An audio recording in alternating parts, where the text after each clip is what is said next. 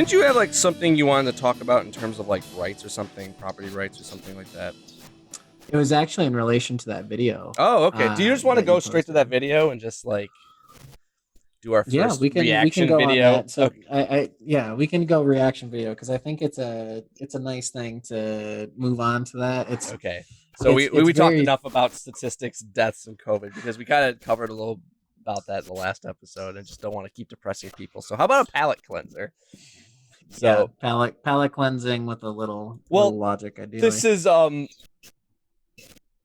it's interesting because it also is in relation to our past episode. We talked about ContraPoints is cringe about because what we're about to do is what we would call outgroup cringing, right? If I'm not mistaken, because we're cringing Oh, at other people's, you know, axiomatic views, like yes. their political outlook of the world. So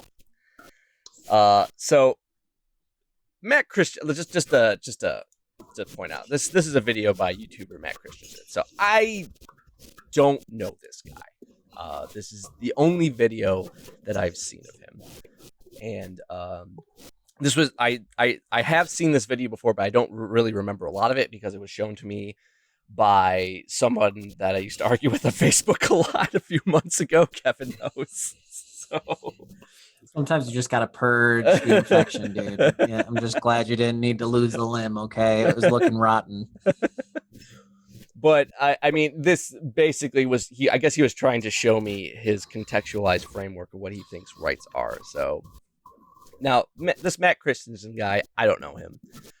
So if people are like, Matt Christensen is he does this, like I really don't know. I've seen one video of him and I watched it. Like he's not for me. He comes off. He tries to come off as this like I mean he's right wing, but he's trying to present himself as sort of this very libertarian-esque type of person. He is definitely somebody who isn't like he's trying to talk very intellectually, but he at least isn't somebody like prophetically stupid like Steven Crowder or a total grifter like Tim Pool and Dave Rubin. So I'm gonna give this guy the benefit of the doubt, and we're gonna listen to him. So, Oh, you mean he isn't told by his dad what to say? oh yeah, well, I mean, I'm sure that he is his own manager, and I'm sure that he's not afraid to debate anybody, like Sam Cedar, like Dave Rubin is with Sam Cedar or Steven Crowder. But so yeah, let's just do this. Here we go. All right. You can hear we hold it, right? these truths to be self-evident, that all men are endowed by their creator with... By the way, don't be afraid to say pause, and we can like talk about what he's saying, okay? Oh yeah. Okay, so certain unalienable rights. Because I'm going to do that a lot. Just saying. Yeah, no, So I understand that. This is our first response video, so bear with us, guys. We might be a little rusty on this. That among these are life, liberty, and the pursuit of happiness. That, of course, is the famous second paragraph of the Declaration of Independence. It's a concept that's at the core, the very foundation of American society and government. The idea that your rights are inherently yours, that they... I want to start off by saying that the Declaration of Independence is not like a governmental document. It was just basically an over-elaborate statement of grievances about it was basically a big fuck you to the Britain. I do want to say during this point there's actually a great comment about this. Maybe he could improve it, but the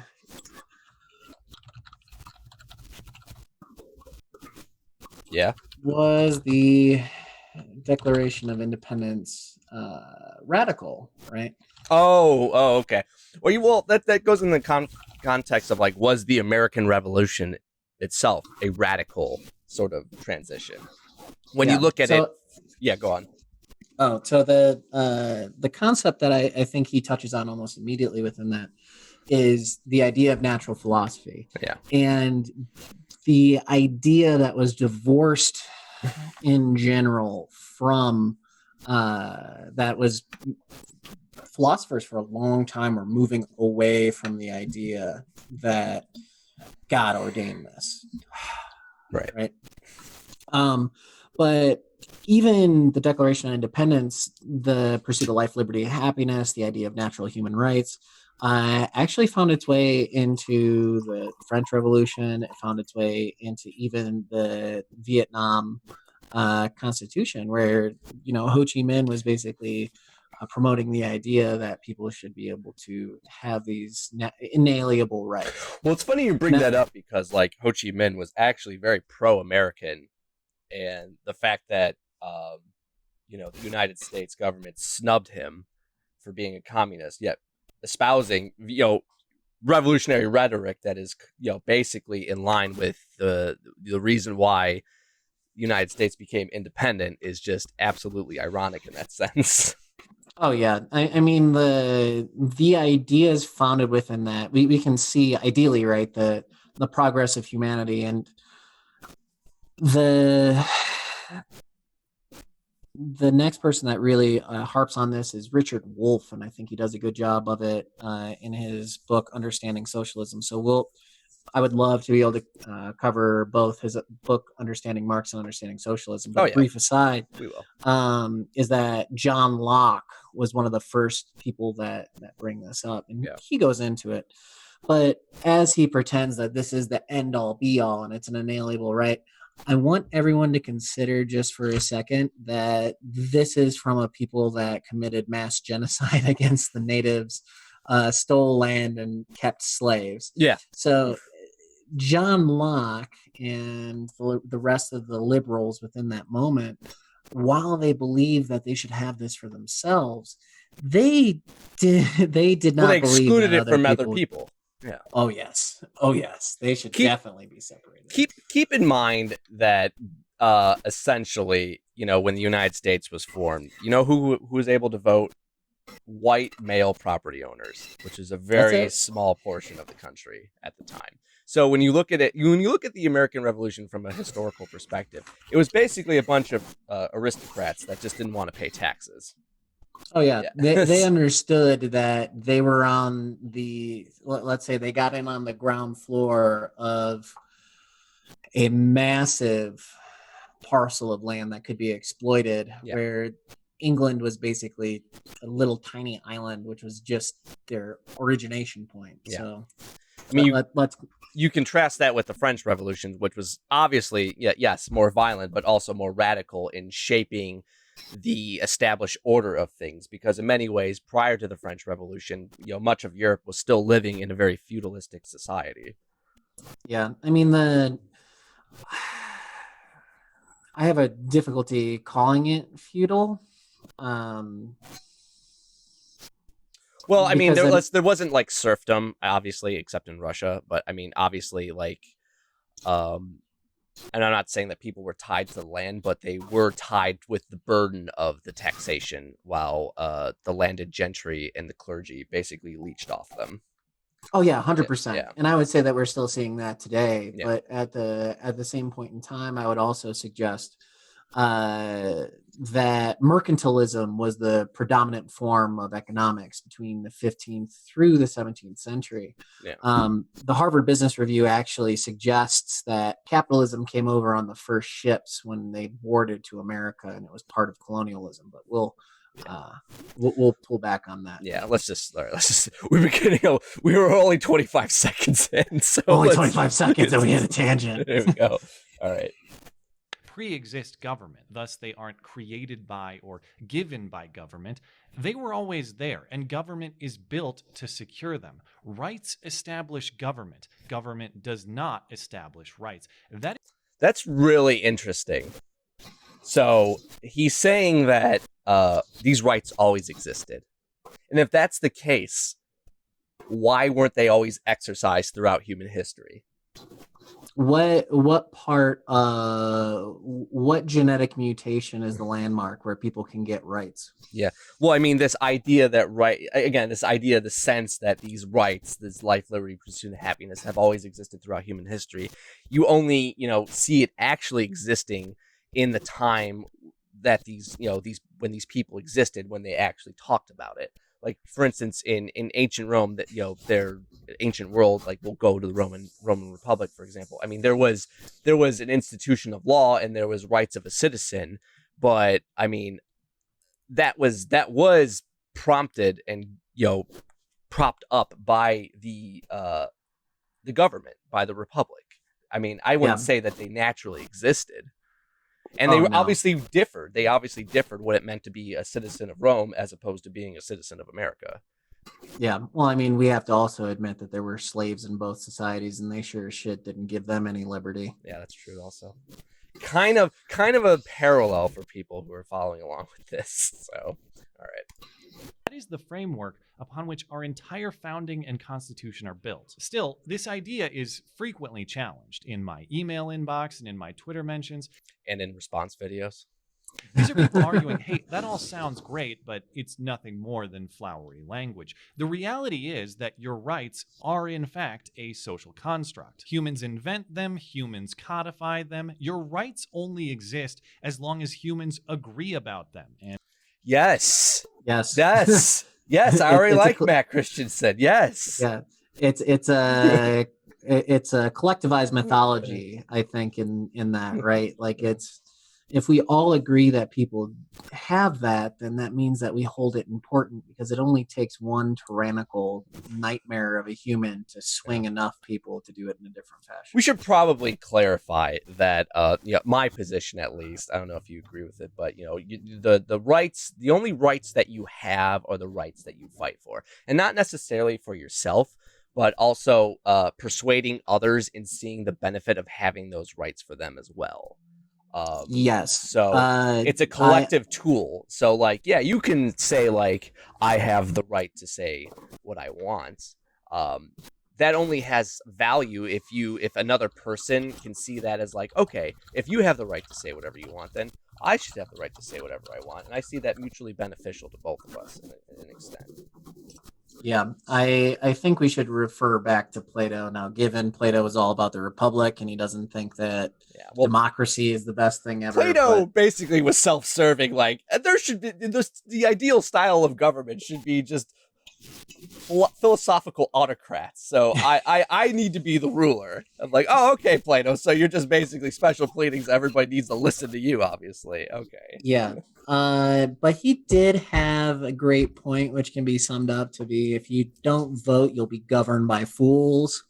Yeah. I mean, the other component with that is you can also see it. And quick aside, right? So this is by Carl Schmitt, who was a card carrying Nazi. The bastard's dead, thank God. Yeah. But basically, all politics are identity politics, and it's a struggle for power. And if you aren't taking part in making sure that you can protect yourself and ideally other people, if you're not a sociopath, that can quickly be taken away, especially when our system promotes a disproportionate amount of psychopaths into powerful positions. Now, I could probably say that Matt Christensen is setting up this video where he clearly disagrees with us and is going to explain why these rights... It's a Mott and Bailey, man. It's real bad. Okay, so here we go. And decide to protect them. In short, there are those of you arguing that there's nothing natural about natural rights at all. They are, in fact, unnatural human creations. So yeah, this video is going to be sort of fart sniffy philosophy, but understand, I'm not making this video for the sniffs. I'm not making this video so we can all congratulate each other on what impressive intellectuals we are. I'm making this video for the incredible importance of getting the answer to this question right. Were we fart sniffing a little bit when we were discussing merits of rights? I just want to be self-conscious of myself. I think the words fart sniffing portray his opinion on philosophy and intellectuals in general. Well, that's the problem with right-wing thinkers, is that they have to be worrisome of sounding too intellectual, because most of their base is anti-intellectual. Yeah. So rabble. Yeah. Idiocracy. Yeah. Okay. debate is so fundamental not only to our country, but to the concepts of human rights and human liberty generally. So it's wise to take some time to explain the concept in detail. I really hope he explains that it's not a contradiction to have property rights that are in contrast with human rights. I really hope he explains that in this video. I'm begging for it. I'm absolutely begging for it. But something tells me he's not going to. Is this your first time watching this? Well, I watched it before, and so just to clarify, it was a while back. So I really don't remember much, but I can tell you within the frame, he's going to talk about, natural rights within a conservative right-wing framework. Okay. And that's how people, on his political spectrum argue what are rights and what are not rights. So he's trying to argue rights basically from an objective basis. That's basically the gist of it. So that's basically a synopsis of this video. So because rights are objective, obviously. Well, we're gonna find out if they are.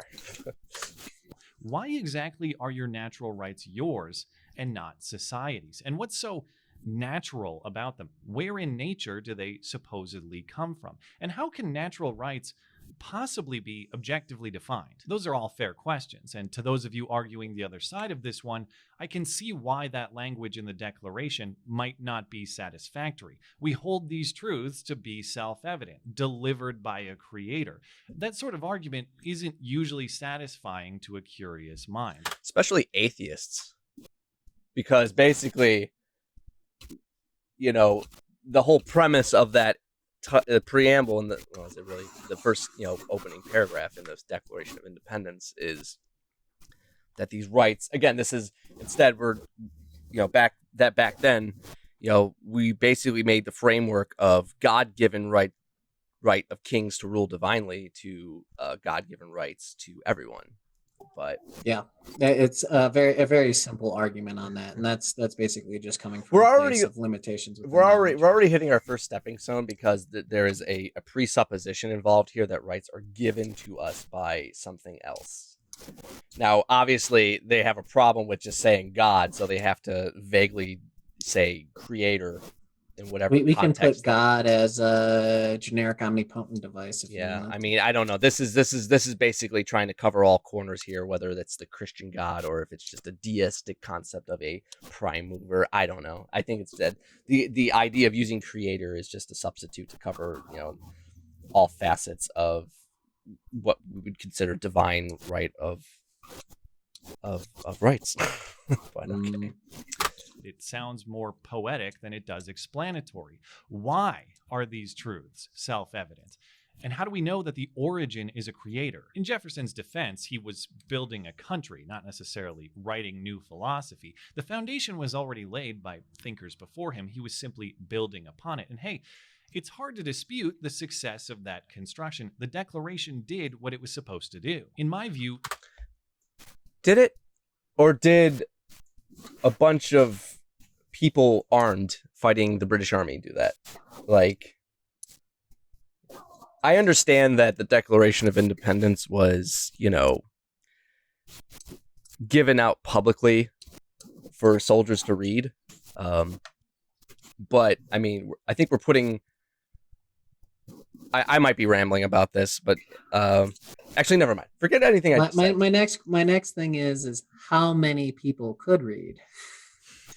So there's a great book. It's called American Nations, and it specifically talks about the hotbed of New England, and specifically Massachusetts, and about how that area was one of the most well-educated portions on the planet. So while this man, takes a fart-sniffing view of intellectuals, thanks for being an intellectual area, just saying. You can actually read accounts of George Washington being very, very pissy about having to deal with the New Englanders, and specifically the people from Massachusetts, because they were questioning everything he said. Well, I mean, that was the hotbed. That's where the American Revolution took place. I was just curious on the average continental soldier and whether or not how adept they were at reading. I mean, it wasn't great. Yeah, it wasn't great. The case for natural rights is best broken down into two segments, two separate but interrelated arguments. The first is the objective truth of it, the natural origin of your natural rights. And the second is the consequences for ignoring that truth. So let's get into it. Oh boy, the origin. What Oh I think a yeah, lot of man, you people got to find watch out because dissatisfying about sorry about that. That's Yeah. my fault. No, You have to. yeah. So you have to watch out because immediately he goes into the Epistemology of truth. this, yeah. Yeah, and you're like, it. So I watched this week, and I will tell you, it is less than stellar. Oh, you did? Okay. Yeah, it is less than stellar. So let's go with Okay. that self-evident truth and endowed by a creator language is it doesn't necessarily give you a traceable path to the origin of your so-called natural rights. It sounds like you're just supposed to take it as true, almost as a matter of faith. In this context, though, endowed by a creator could also be phrased as existing in nature. Natural rights have an objective, observable basis Let's in pause. nature. Hang on a second. This is an appeal to nature fallacy. Well, Okay. I was gonna say he wants to argue that sure it sounds like our rights are endowed by a creator, but that could also be said as like, oh, it's just seen everywhere.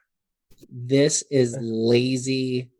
This is lazy thinking, and people that buy into it, like they have already committed what Albert Camus would say is philosophical suicide. Oh, okay. Yeah. So we're off to a good start here.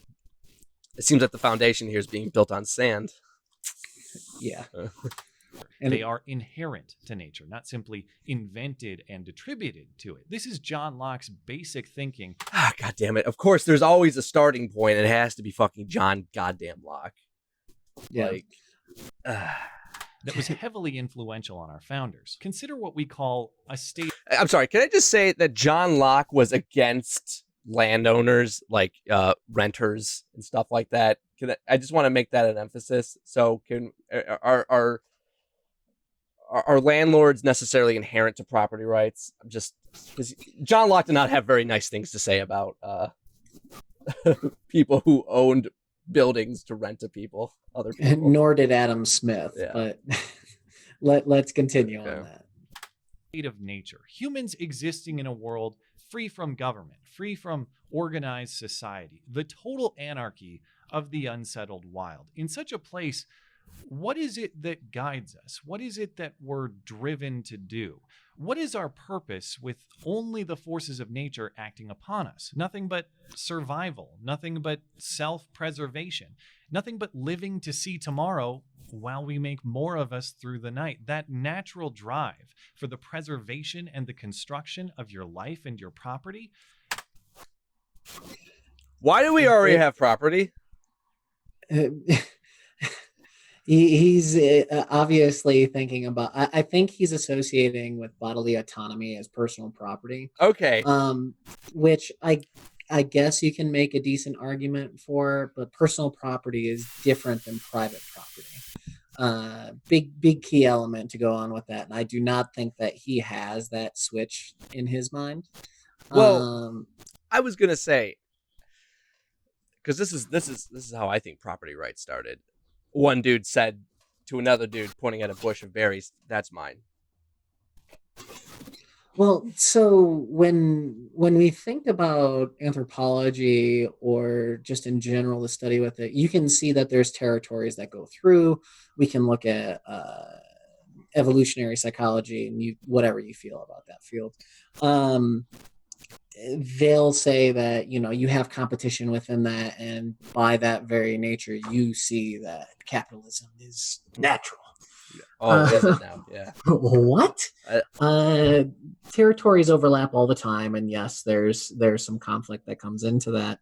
But to say that survival is your only instinct, that just ignores the fact that throughout evolution, which I don't know if this gentleman believes or not. Let's suppose that he does.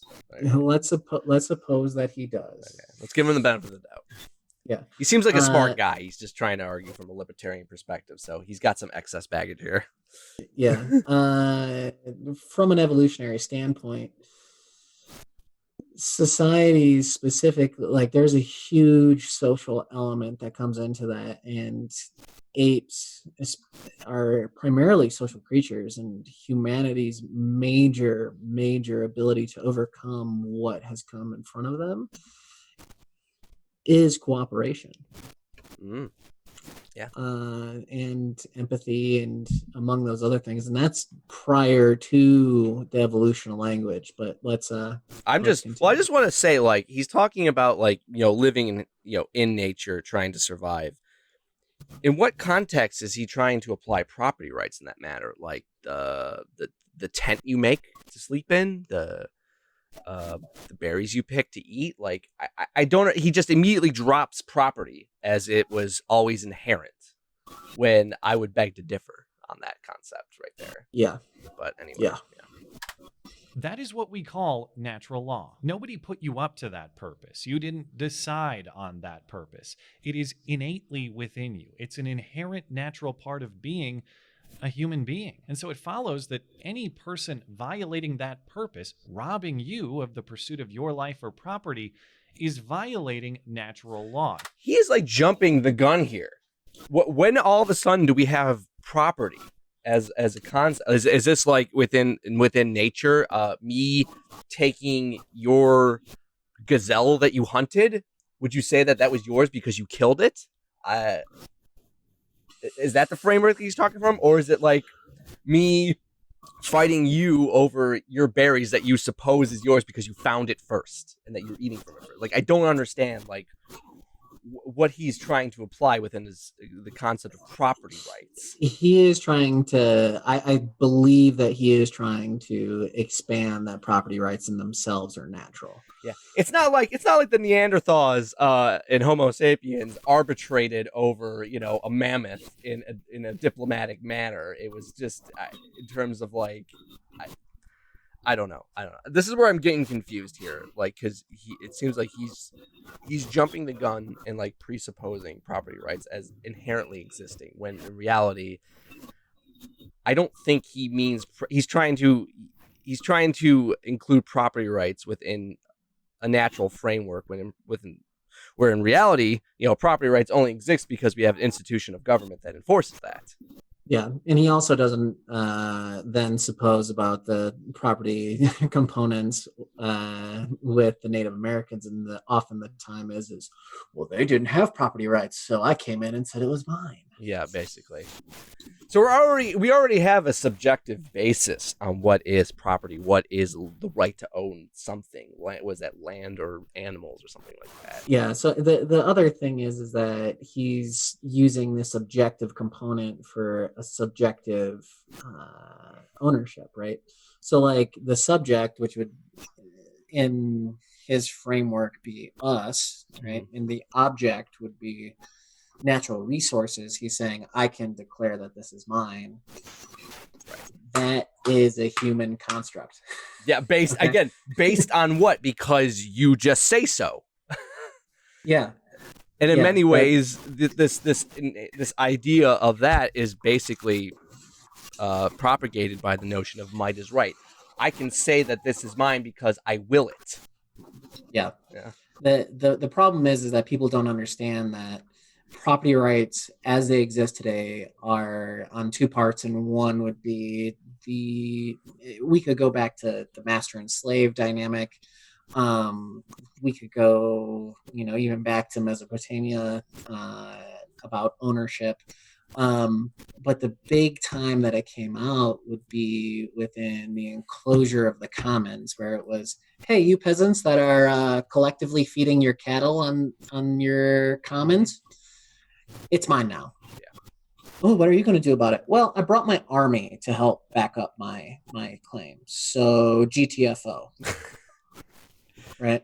And that is a thing that repeats itself time and time again for people that declare that property rights are self-evident. Yeah. All right, let's continue. That is a violation of the natural rights you are exercising according to that natural drive within you. That's why we call these natural rights. These are what humans are driven to do before societies or governments ever exist. Accordingly, it is wise to... You know what? I'm going to say societies existed before these rights. Because, again, going back to your concept of, like, we as, animals as social beings, benefit by cooperating with one another. And as a result, society's built from that cooperation. Bingo. It's just, Let's just go on. Yeah. Build a government that exists to recognize and secure human nature, not a government that exists to mold humans into some sort of subjective perfection. Oh boy, here we go. Now he's Let calling me be us clear out. that I don't think the argument that a certain idea is dangerous is sufficient in and of itself. I care, and we all should care about the truth first and foremost. You care whether this is fucking true or not. This is why you're making this argument to begin with, because I have a social experiment. If me and you and him were the only ones that existed in the world, me and you believe that he didn't have a right to this property that he was doing that was poisoning the only river that we could drink water from, and we took it from him, and he tried to fight for it. He tried to fight for his land. He tried to fight for his property to do whatever he wanted with it and pollute the river, and we ended up killing him. Can it be said that his rights were denied? He would say that my right of liberty, right, was violated, and it's an objective truth, because the justification for this is that the grand supposition makes me right, so then I can declare whatever I want to be is law. But like this is the thing that I'm talking about. Like, rights are inherent. No, they're not. Because if everybody else agreed that he didn't have these rights, in what fucking context or frame could he actually argue them? Well, he would be oppressing us, at which point we would say, "Oh no." Well, he would try and defend his right, but let's say he failed.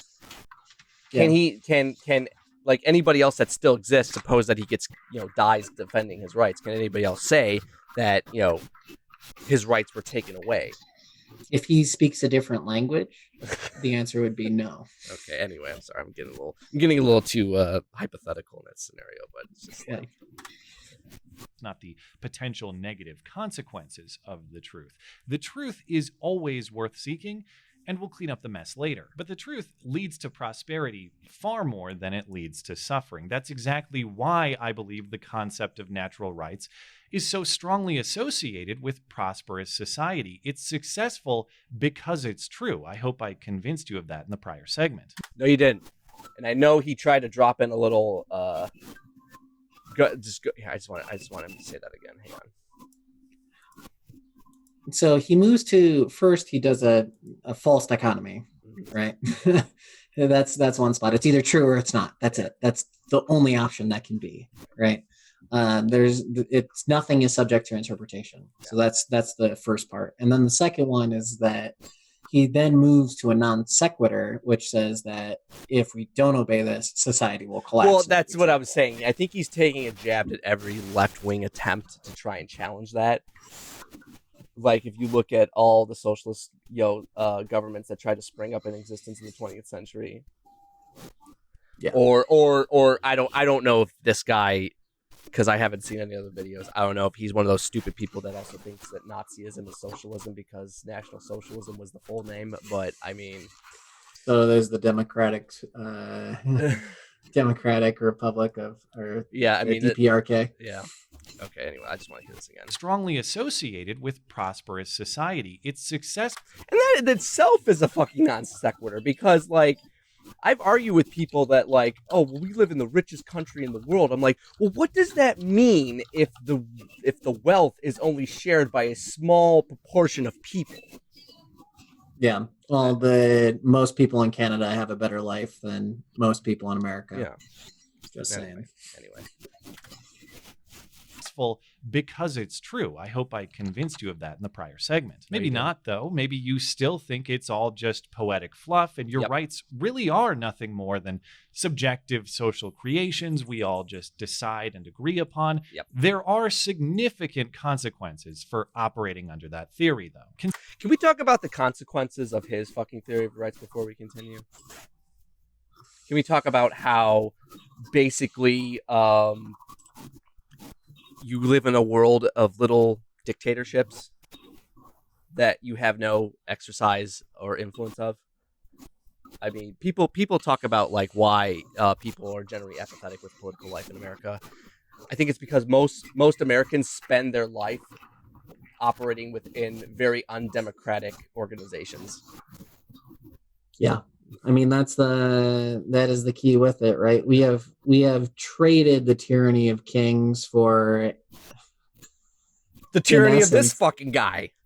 Yeah, that's exactly it, right? The tyranny of CEOs, and they're just as unaccountable as the kings prior. It's just that we say, they created this business, so they get to have the last and final say. I mean, you can talk about how your freedoms are limited by what you're able to do because your life is tied to being able to supply yourself with some type of necessary income to, buy food or shelter, and that requires you working for other individuals who have more and are able to exercise control basically over your freedoms. I mean, would you agree? Yes. There are multiple people from the beginning of industrial capitalism that will say that you want the proletariat or the working class to be in a state of precarity so that you have bargaining power at all times. Right. But yeah, anyway, I mean, it's the disconnect of him with, his framework, as if like nothing bad proceeds from his concept or his definition of what are rights is astonishing. Like I could, be fair and argue, and maybe this is just me that, socialism is not the final answer. I mean, I could be a critique of myself. I mean, the situation is relevant to the times. So like, as of now, we live under a very, neoliberal society where we're seeing very, very evidently the shortcomings of capitalism. I'm not saying though that what I offer is the final solution. I'm just, oh god, I hate that term, just how it sounds. Sorry. But I'm willing to be skeptical of myself in what works and what doesn't work. That's just me though. But yeah, anyway, if you have anything to say, I'll just continue. All right. Consider the implications of that premise, that you have no rights that are inherent to you, only government permission slips, whether these rights are decided by a king's... It's not government permission slips. It's basically fucking who you're able to convince what are and what aren't rights. I mean, we use government as a facet to decide what are rights and what are not rights. I mean, that's, as far as I know, is the only real way, as opposed to small societies where, like, if it was just us three together on an island, it would just be us collectively agreeing, like, okay, this is what we're going to do. All right. Yeah. Anyway. Decree or a Democratic majority vote. Ooh. You know what it fucking irks me about libertarians is they're very like undemocratic approach to life. They have to be so critical of democracy when in reality, because they have to do that because what they're promoting is basically a form of oligarchy. Oh yes, no, so libertarians in the idea is with radical freedom, which ideally would be like self-evident determination, right, of your own life. They don't want that. they also don't believe in compromise. Instead, they want the freedom for oppression. This is basically what he's trying to argue. I mean, obviously, I don't think Christensen is a guy that's like, I want to oppress people, but he's arguing within the framework because he has this naive approach about, again, this idea of natural rights and stuff. But he's like failing to see that the understanding this concept leads to the problems that we have right now in society. He doesn't understand that liberty, the principle of liberty in philosophy, is a compromise of autonomy in order to respect the rights of others. It bothers me that in our country there are so many people that I hear this so much, like, we're not a democracy, we're a republic. It's that they're trying to insinuate, like, because they want to limit as much, democratic necessity or liberties of everyone else in order to preserve what they think are rights. It comes down again to who has the power for self-determination. I mean, this is why we have like gerrymandering. This is why we have voter ID laws, which is voter suppression. This is a reinforcement of that. When people say like, we're not actually a democracy, we're a republic, and you should be very wary of democracy. Hate it. At this point, it's semantics. There's no difference in calling us a republic or a representative democracy. Yeah, I mean, that's like calling syndicalism somehow against representation. It's like you could technically kind of argue that it's a Republican or a representative democracy, but let's push on. Get the freedom that they say you get, and that's all you're entitled to. Under this framework, your rights are the property of society. Because we are society. What is society? It's not something abstract. It's people. Markets are not arbitrary. Markets are people. Yeah, it's the same people that are making again, right? It's our rights are natural, and that humans shouldn't be able to say what we have are as rights. And I'm like, well, John Locke was a person there, homie. We're not talking about abstract concepts here. These things encompass people. They were what make societies. They are what make markets. So when he's saying like your rights are not, created by people, yes, they are. You are a person. You are creating this concept. Whether you want to just argue within your individual self or you want to look at it in a broader collective framework. Sorry, I'm getting like really fucking worked up with this guy. Sorry. Created them, society owns them, and society can take them away. And there's no inherent injustice in stripping those rights. Replace society with a single person, and all of a sudden you have our critique of him. You have our critique of him. That's it. That's it.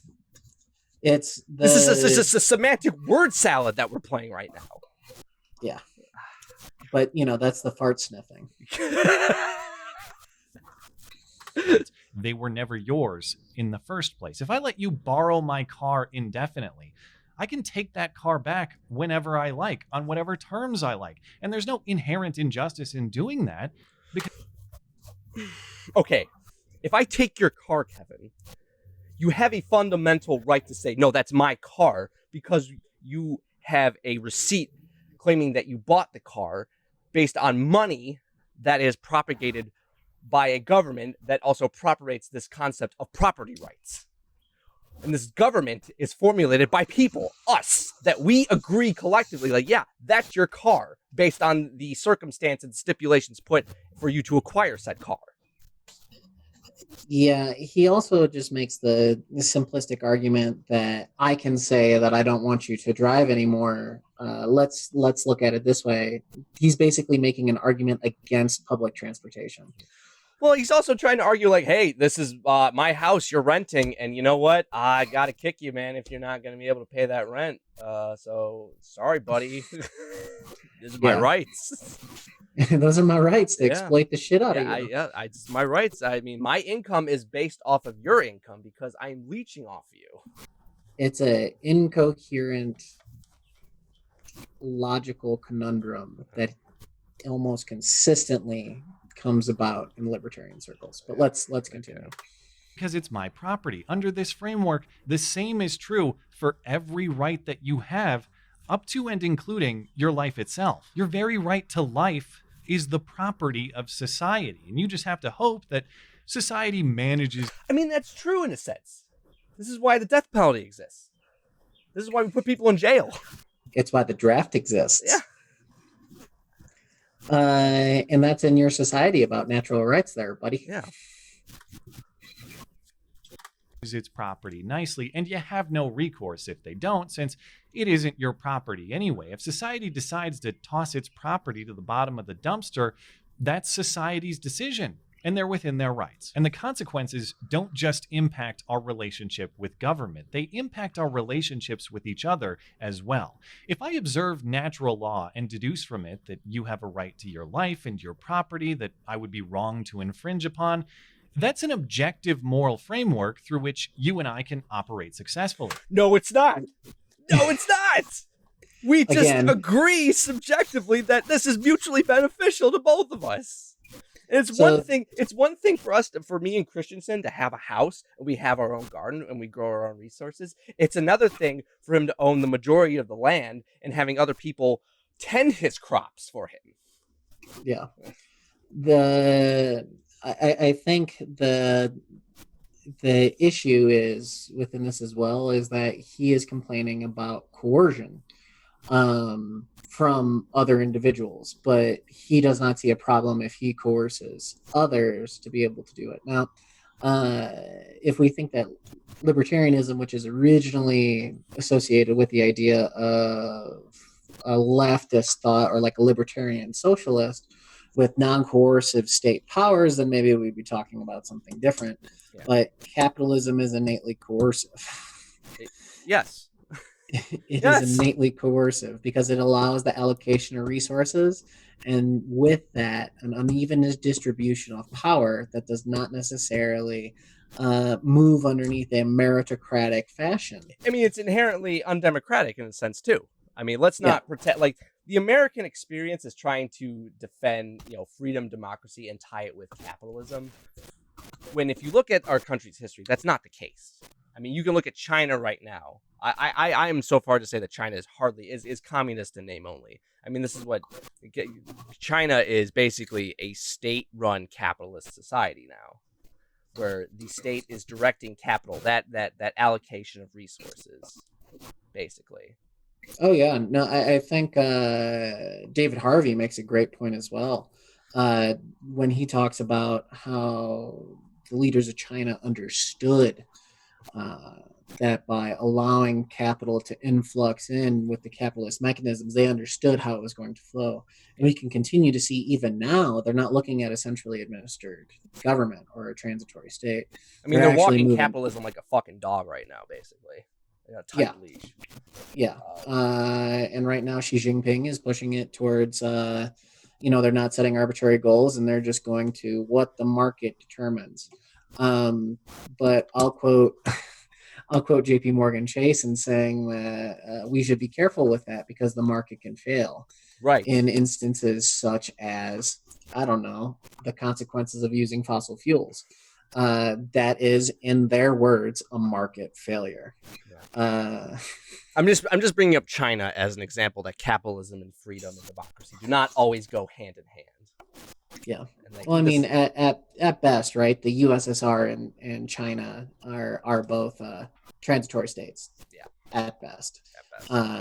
Highly totalitarian regimes where you'll see people now they keep on using that word, and I don't think they mean what I think it means. Right. To quote Inigo Montoya, they just got to throw a Princess Bride reference in there, of course, man. They're like, oh man, this is your first experience of communism, and I'm like, what the fuck are you smoking? Right. There's a difference between totalitarianism and communism, but let's go on a tangent here. There's a right way for me to treat you, and there's a wrong way for me to treat you. And we've arrived at that conclusion. A subjective basis.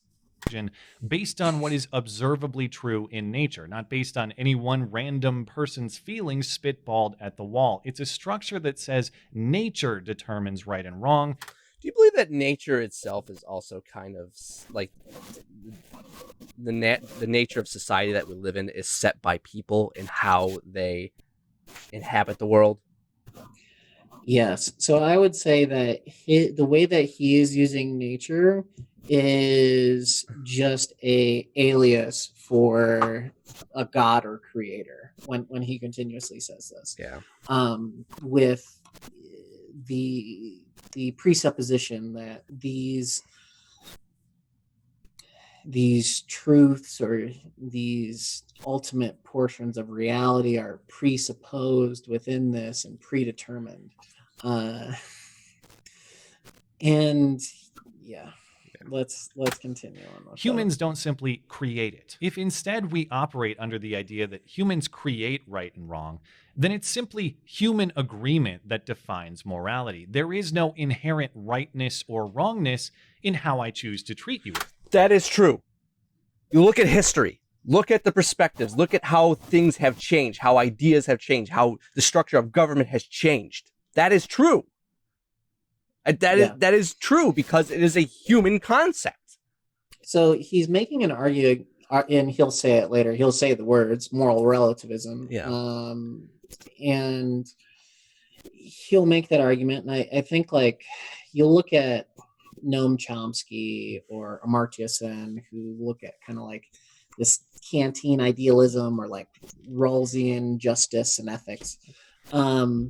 And they'll push towards like, oh, we're always trying to go towards a subjective truth. There is some sort of definitive goal in progress, and it's usually good. I don't necessarily agree with that. His big thing is, if you look at the Foucault Chomsky debate, Chomsky walks away and says that that's the most amoral man that he knew. Well, this goes back to what I was saying. Like, I'm not a subscriber to utopianism. I don't know if I have the best answers. I'm critiquing the current world that we live in, because I'm admitting myself that human development is a continual process. There's not one final philosophy that we're going to fall upon and be like, this is it. And I feel like the way that Christensen is arguing, the natural rights concept is like the final phase of human development. We can't go past this anymore. Yeah. Well, I mean, it makes me think back to the 1990s when they declared the end of history. Oh, right. After the fall of Soviet Union. And, oh, hey, guess what? It's not. All right, let's go. It just depends on who agrees with me. If I murder you and the king is on my side, there's no inherent wrong committed. If I murder you and 51% of people don't have a problem with it, there's no inherent wrong committed. That's a recipe for moral relativism, where what's right here today is wrong over there tomorrow, not based on anything observably true about the world, just based on the feelings of the person who's in position to decide at the time. This is a kind of a hypothetical question, but do you think it was right to execute the Romanov family? Yeah. Okay. Let's also think about it this way. Oh, I objectively murdered him. I took his life.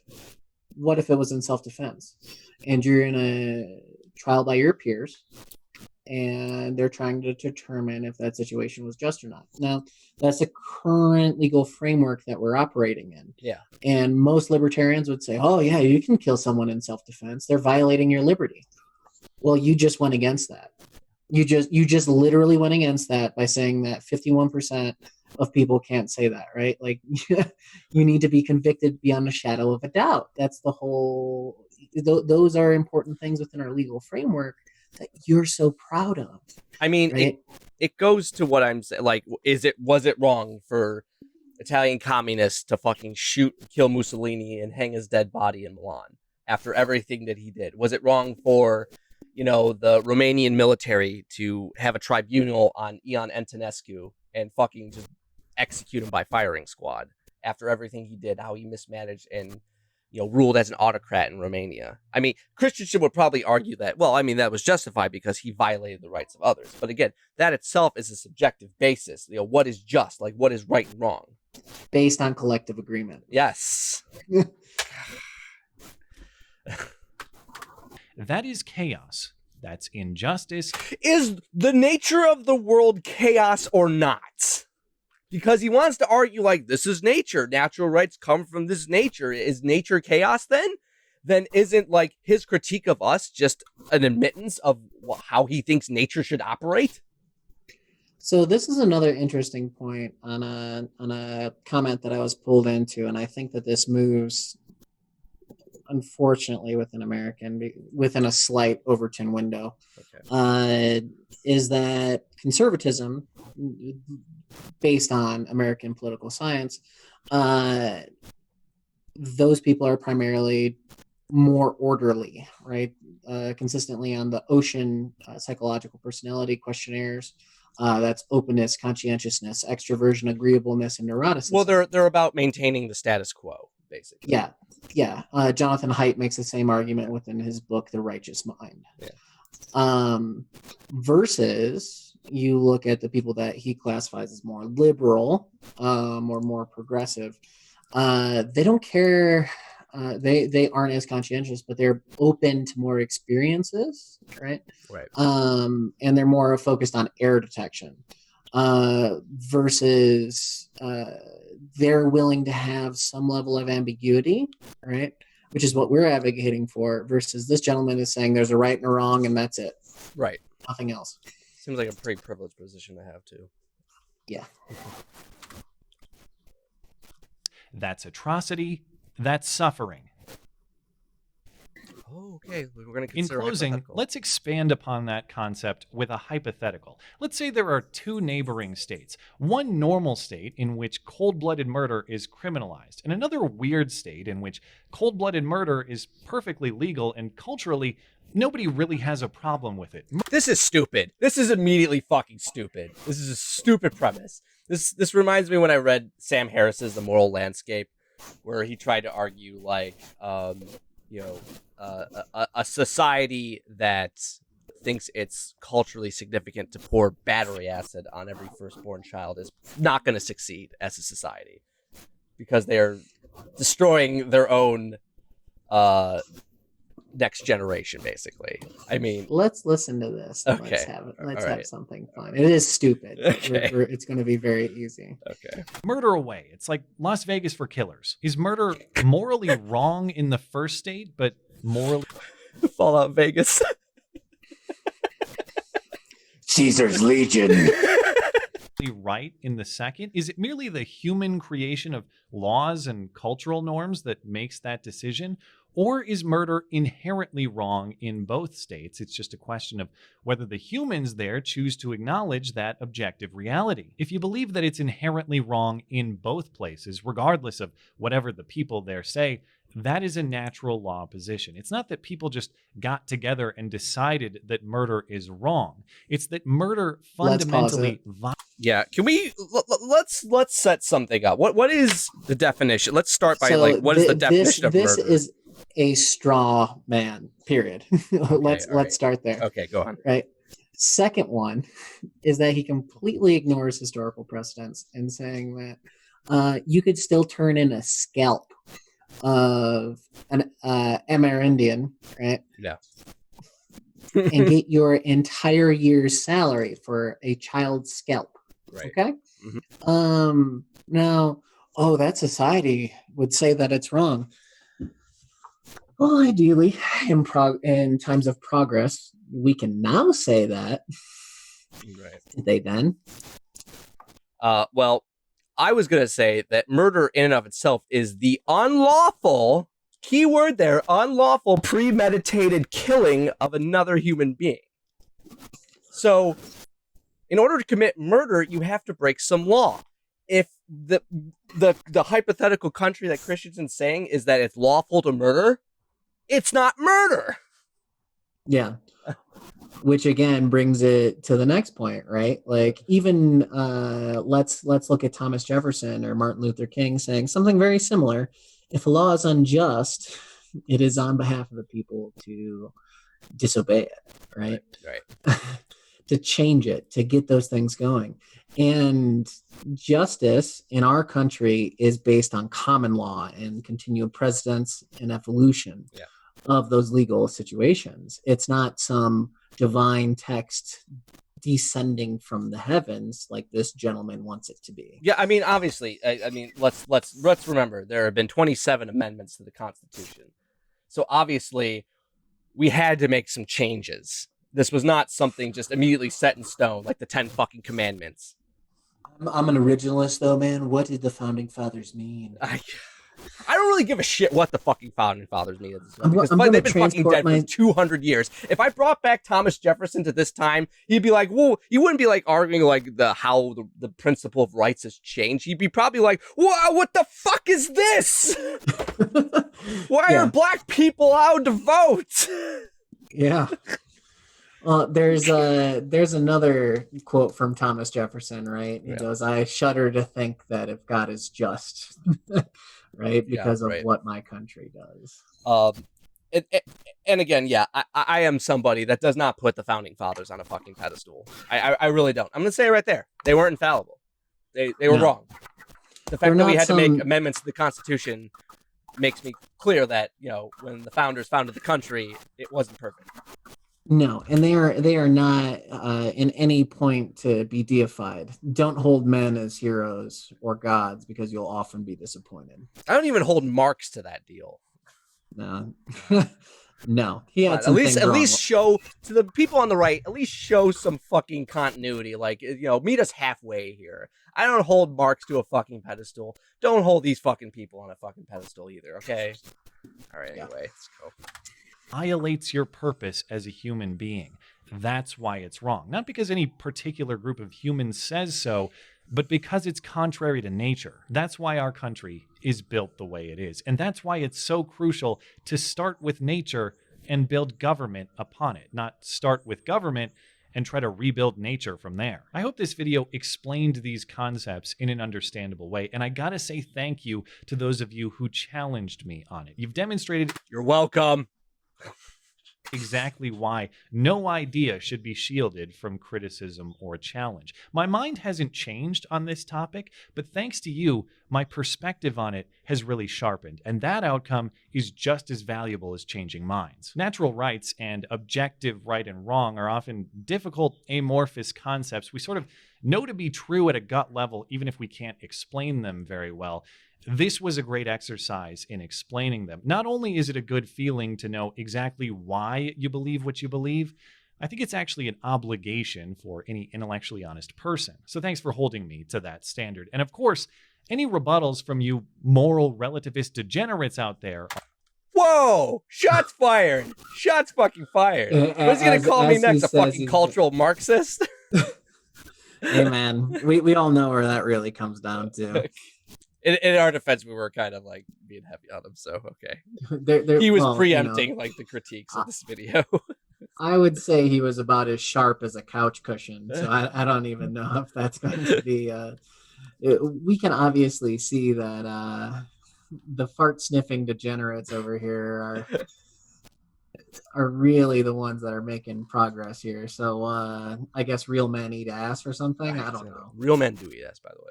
Are always welcome. Thanks as always for listening and for supporting this channel. Always appreciate that thoughtful discussion down below, and especially over on Twitter. That is at. Okay, I think he's done. I just realized something. I think my flag's upside down. I should be like him.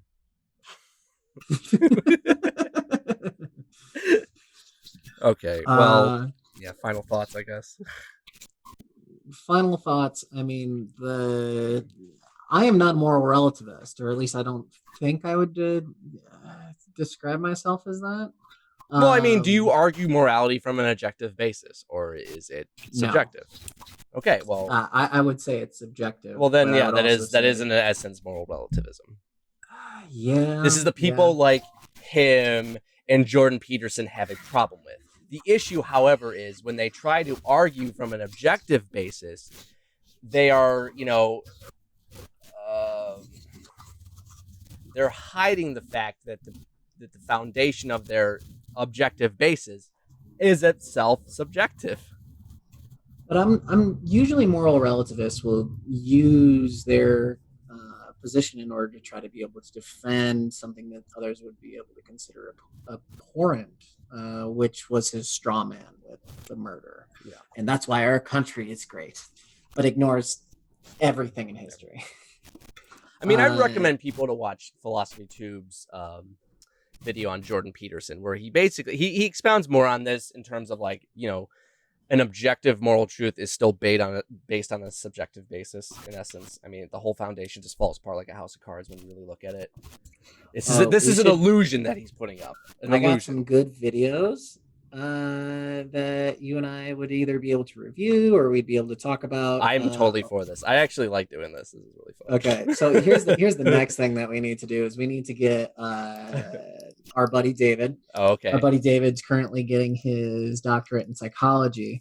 Okay. So it would be interesting to see what he thinks about our good boy JP, who is currently having trouble walking and talking. Yeah, how is he doing? Is he like? Last time I heard it, he was almost a vegetable. Yeah, that's his. I mean, I don't. Listen. I want everyone to know. I don't wish death on Jordan Peterson. No. Despite everything I disagree with him on, I don't hope that he dies. Yeah, I just find him to be an extraordinary hypocrite. I would just find it ironic that he died because he's eating raw meat. Oh no, that wasn't the situation. Okay. It was he was horribly addicted to barbiturates. Oh. Yeah. Yeah. So then he went underneath the. Did the lobsters put him up to it? No, he went to Russia for a forced detox, which is entirely against it. No, if you have anxiety and you need like clonazepam or something to be able to help you during those extreme moments, that is okay. Yeah. That is okay. Also understanding that those are terribly addictive drugs is another thing. But in his book and in his work, he advocates that you shouldn't throw stones from a glass house. And if you can't deal with it, that's your fucking problem. I mean, are you saying you reap what you sow in this regard? No, I mean, in his case, yes. But I mean, it's just incredibly hypocritical and unfortunately terrible to see someone go within that. Again, I don't want the lobster daddy to die or anything. No. And that's a very hard lesson to learn. But for a guy that is most of his research is in dealing with alcoholics, and then he himself comes to addiction after telling those people that they're weak. I mean, let's not forget that he also shit on a lot of transgender people. So yeah, no, he's depending on who you are, your sympathy will probably vary. I understand. Yeah. We should talk about him and get okay. I'm all down with talking about the big old JP. Yeah, and then we can talk about Big Daddy clean your room. The unconventional title philosopher of incels. I know he doesn't like that, but a lot of incels look up to him though. So do Nazis. What about the Jewish question? Oh yeah. I'm just telling you, man, those incels just want a big old lobster daddy dom. It says something about your philosophy if you attract Nazis. I'm just saying. You should really I'm sure Christensen, like this guy, probably is not too worried about attracting Nazis because, again, he's still approaching things from that libertarian viewpoint. But I've seen a lot of libertarians that would, degenerate. I'm going to use the term degenerate now, degenerate themselves to like alt-right figures. But they started out as something else, like as libertarians. Yeah. Or even weirder, they started out as anarcho-capitalists too. I think it's more of a tendency towards the right-wing myth of meritocracy and the utter ignorance of centralization and accumulation of capital. Right. That's where we are with that. Because we can do JP, we can do Stefan Molyneux. He's a fucking he's a weirdo. He's a kook. Yeah, we can do it. We can just have fun, and we can just make fun of Steven Crowder for all I fucking care, because he's like shooting fish in a barrel. Oh my god, with dynamite. Seriously. Let me just set this around here. Let's do that. Let's start with JP, and then we'll get some other people involved. Okay. All right. Sweet. If anyone wants to contribute any questions or any suggestions, we would also love. Oh yeah, let us know. Let us know. We'll talk about anything. We're not. This is the free marketplace of ideas, literally here. Like we're bringing free to markets. Yeah. Here we go. All right. We're not a bunch of cucks. Although I'm sure a lot of people that dislike the video probably think we are, but teach their own, I suppose. Sorry, we made fun of Christensen. I mean, Christensen's probably a guy I would have a beer at the bar and talk to him about this stuff, as opposed to like somebody like Steven fucking Crowder. I'm just saying. So. Yeah, I'd at least take a whiskey because it really need me to dull my senses to tolerate that garbage. So. But okay, I think I think this is good for another episode of the Much Better. I like this. So yeah, we're getting good. I like the flow of this. So yeah, let's continue doing this shit. If anything's worth getting better at first you're going to suck. Yeah, I know. You probably still suck to a lot of people, but whatever. Okay, well, thanks guys for watching. So we'll see you next time. Take care. Adios. Adios.